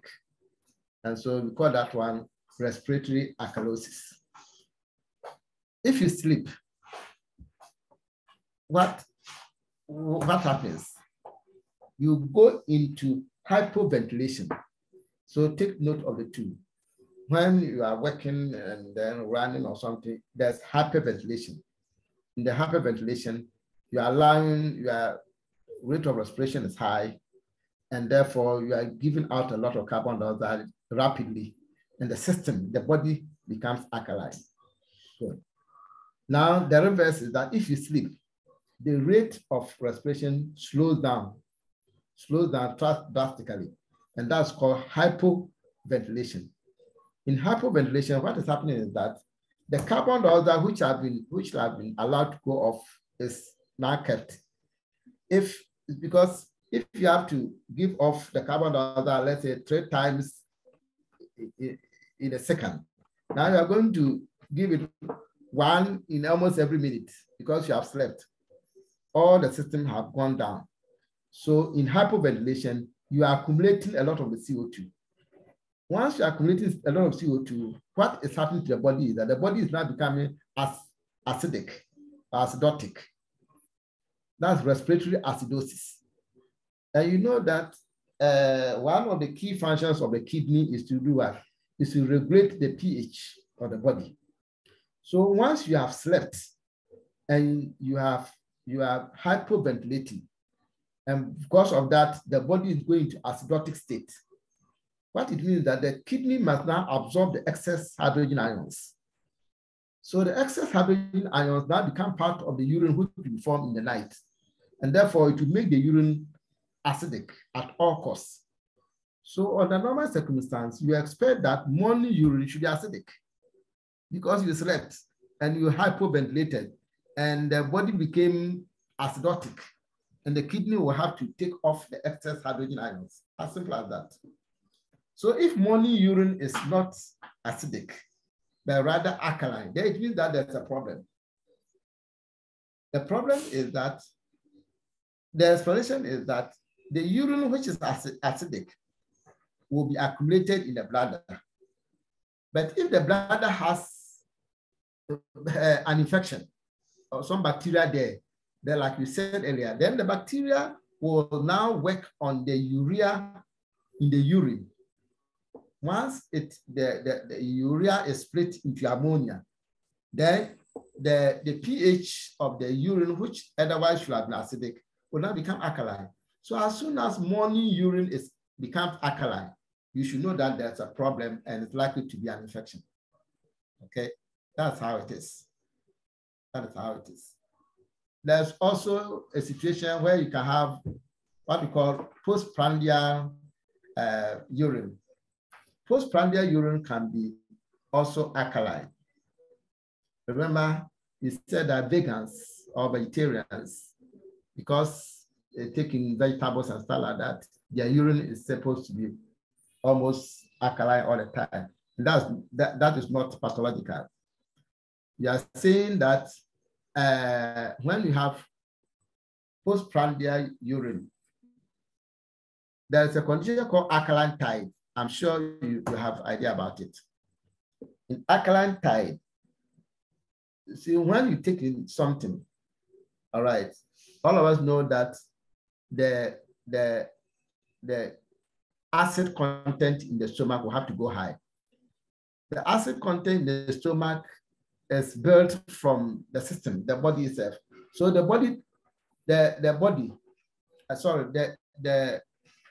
cells in the gastric cells will pick up a lot of hydrogen ions from the bloodstream just to build the acid content that they need in the stomach. And so once a lot of hydrogen ions are being picked from the system, what will happen to the body? What will happen to the body is that the body gets into an alkaline mode. All right, because we are saying that the hydrogen ions in the stomach are not stagnant in the stomach. They are being produced, and the hydrogen ions are collected from the bloodstream. So if they are collected from the bloodstream, it means that the bloodstream, the system will now become more alkaline. So that period, okay, is called what we call the alkaline tide. That is, I don't know how to put it. But you know, those of you who are on the seashore, when it's a tide, it will come and then it will go. A tide will blow and then come and then go. So it means that a certain stream of alkaline, this thing will sweep the body and then it will go back.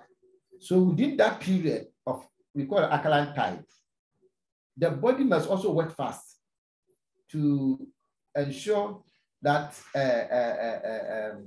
it doesn't remain in that alkaline mood for a long time.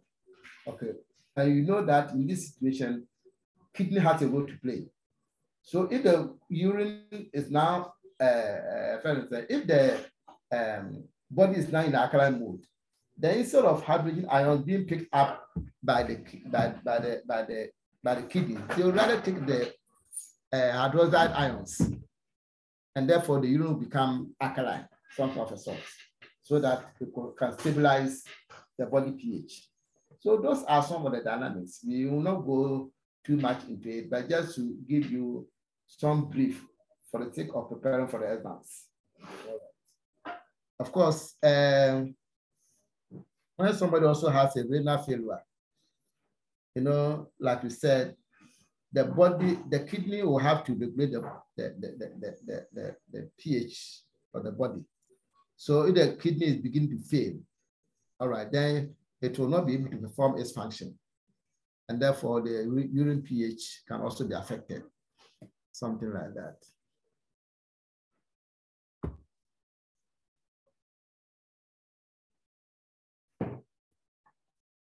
All right. We will talk about, we will also talk about a little bit about the specific gravity. It's 7, so let me rush to give you some 5 minutes, and then we can find time to continue. I'm sure all of us know about specific gravity. All right. And the specific gravity, all that we know is that we always use the reagent strip. But for preparing for examination's sake, you must know that it is not only the reagent strip that can be used to measure the urine specific gravity. So apart from the reagent strip, we have a system called the urinometer. Those of you who may have worked in the blood bank before, you know the urinometer, also called the hydrometer, is used in testing for the specific gravity of the copper sulfate solution, which they use for when they are going out for blood donation.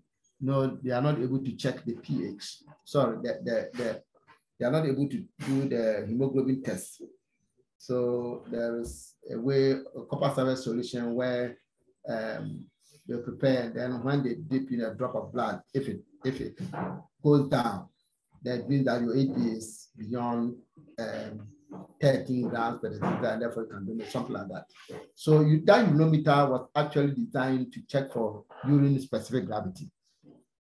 There's also a refractometer. So take note of this. Urinometer and refractometer, they are used to check for urine pH. This one, especially the diploma level, you should know this. Urinometer and refractometers are used to check for urine pH. And of course, the reagent strip. You can also use the weighing technique. Weighing technique, you know that specific gravity is the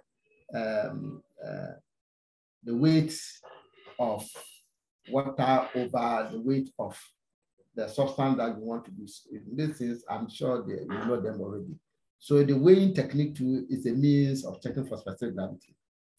Now, if you want to check for the quality, okay, or the function of any of the reagent strips, whether it is a reagent strip or a refractometer, how will you know that it is working? For example, if you have a new, and this one, those of you who are working, I want you to try this ones. If you have a urine reagent strip and you want to check whether it's working well, okay, or you want to check for the quality, we use the still water and saline solutions. So that's how to calibrate reagent strip. And this is, especially for purposes of examination, know this. How will you calibrate a reagent strip for urine specific gravity? We use the still water and saline solutions. And what you know, saline solution is a salt solution. All right. So, and like I said earlier, those of you who are still working, check this tomorrow when you go to your labs. Use the reagent strip. Take the still water. Okay, the still water. Then take normal saline, prepare normal saline, and also prepare 5% saline. You can't say 5% normal saline. A normal saline is that salt solution with a concentration of 0.85%, or what sometimes you people call 0.9%. The 0.9 is an approximation of the 0.85. Okay, right. So 0.9 or 0.885%. That is the normal solution, normal saline. 5% saline means that you are preparing 5 grams of the sodium chloride in 100 ml of water. That's your 5% saline. If you want to test for the specific gravity, if you want to calibrate the specific gravity, what is the specific gravity of water? Who can tell me? Specific gravity of the still water.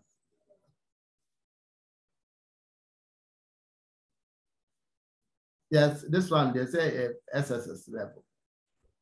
Specific gravity of water.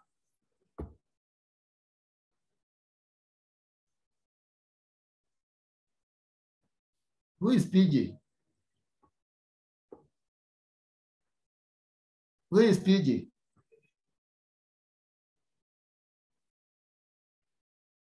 It's not online. Bismarck. Specific gravity of the still water.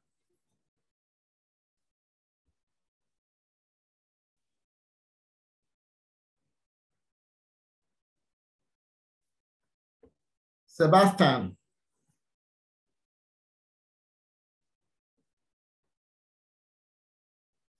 Specific gravity of the still water.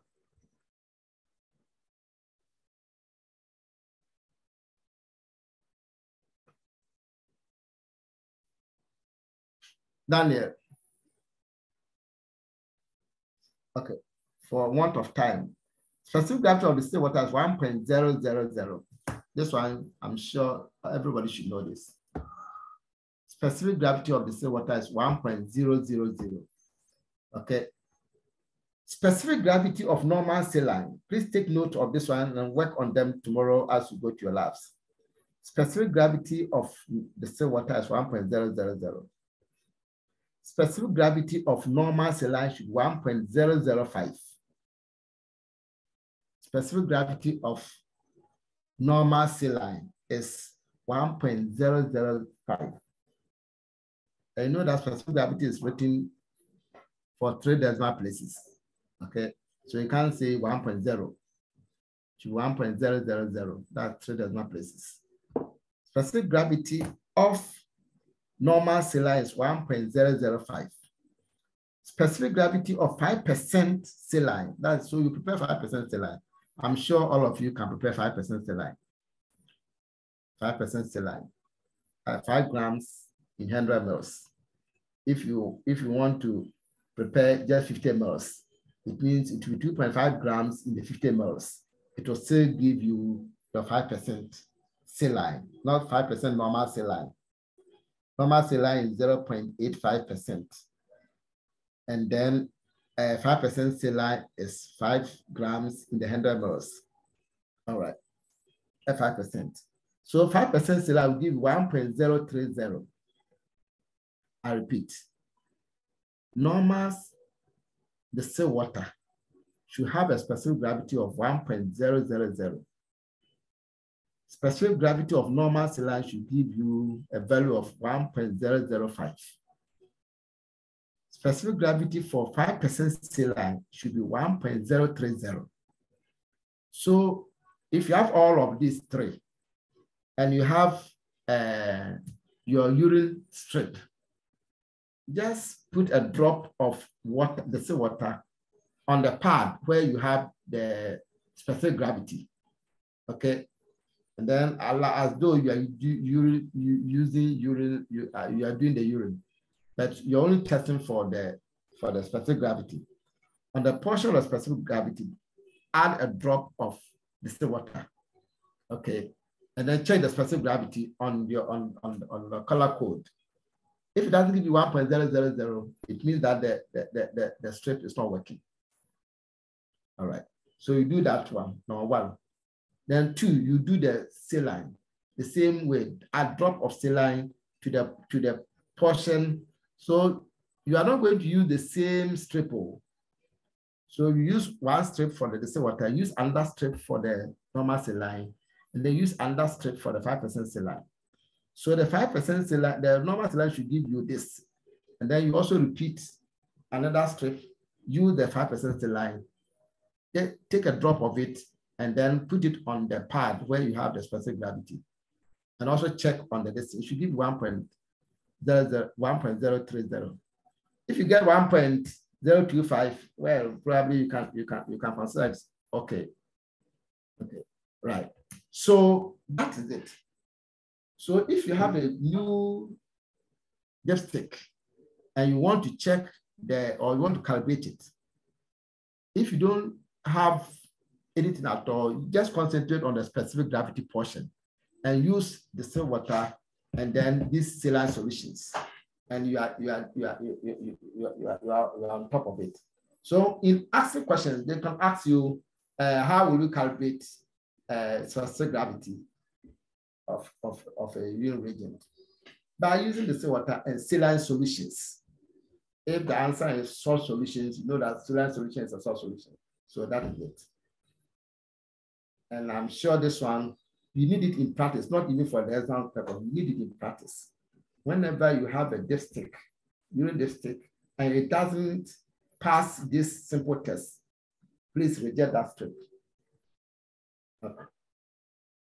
There's a terminology called isostenuria.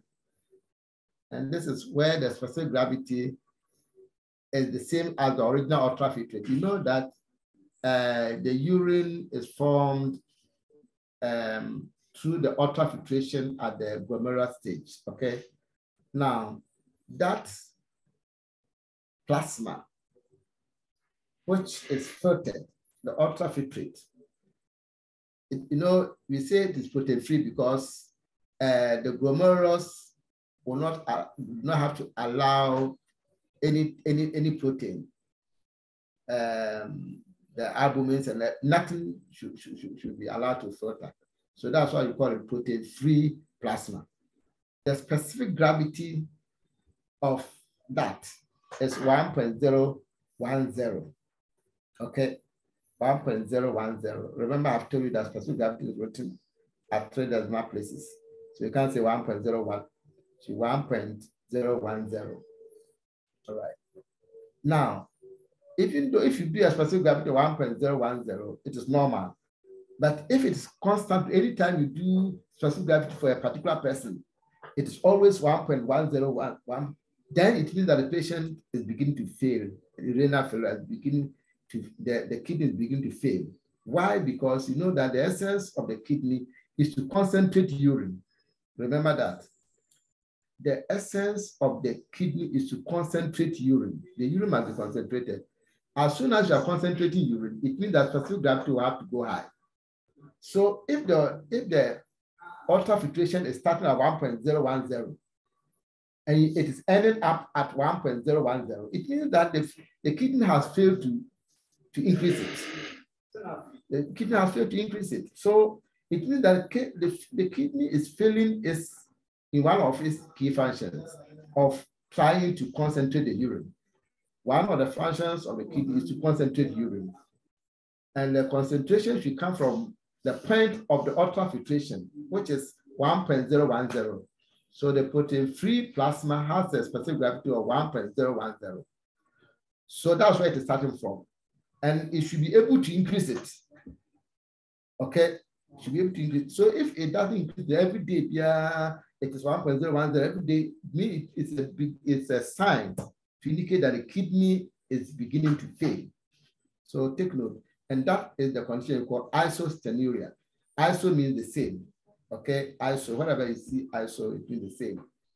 Stenuria is talking about the specific gravity. So the same specific gravity, then it means that it is an early sign of kidney failure. Right. I think I'm done for this week, but I don't know if in the course of the week, if I get a day free or something, I'll try to see if I can fix another time for you. Otherwise, then we meet next week. All the things that we've said, please take notes. I've said that if you want to do urinal analysis, that should take more than 1 week. But I'm just trying to highlight on those areas that might be needed for examination purposes. And I'm sure apart from that, you have also learned 1 or 2 things that will enrich your own knowledge and competencies. Any question? Please, any question? Otherwise, we call it a day.